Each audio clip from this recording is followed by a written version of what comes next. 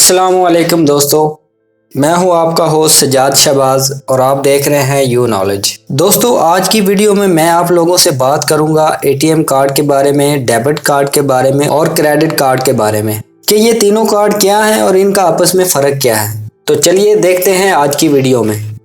Normally तो लोगों को पता होता है, लेकिन आज भी बड़ी तादाद में लोग ऐसे मौजूद हैं जिनको इन कार्ड के बारे में नहीं पता कि इनमें फ़र्क क्या है। दोस्तों, बैंक 3 तरह के कार्ड इशू करता है: एटीएम कार्ड, डेबिट कार्ड और क्रेडिट कार्ड। सबसे पहले हम बात करते हैं एटीएम कार्ड की।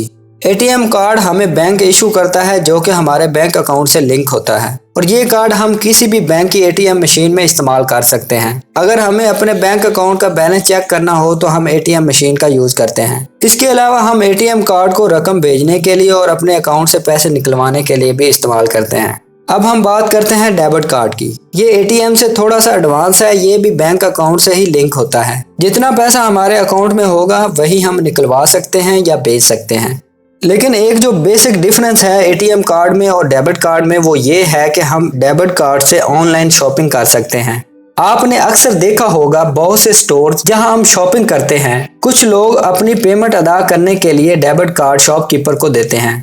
शॉपकीपर उस डेबिट कार्ड को एक डिवाइस के साथ स्वाइप करते हैं, जिससे अशिया खरीदने वाले शख्स की ऑनलाइन तरीके से पेमेंट हो जाती है। इस डेबिट कार्ड को हम प्लास्टिक मनी भी कहते हैं, जिसका मतलब ये है कि हम कैश देने की बजाय कार्ड की मदद से पेमेंट करते हैं। आपने अक्सर देखा होगा कि प्ले स्टोर में बहुत सी ऐसी एप्स, गेम्स होती हैं जिनको हम पेड तरीके से खरीद सकते हैं और इसकी पेमेंट अदा करने के बाद ही इसको इस्तेमाल कर सकते हैं, और ये पेमेंट हम डेबिट कार्ड की मदद से करते हैं।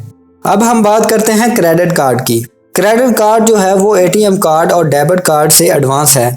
अब इसमें होता ये है कि बैंक हमें ये सहूलत देता है कि अगर आपके अकाउंट का बैलेंस 0 भी है तब भी वो हमें एक लिमिट दे देता है कि आप इतने पैसों की उधार शॉपिंग कर सकते हैं। एक मखसूस टाइम फ्रेम के अंदर आपको वो पैसे बैंक को रिटर्न करना होते हैं।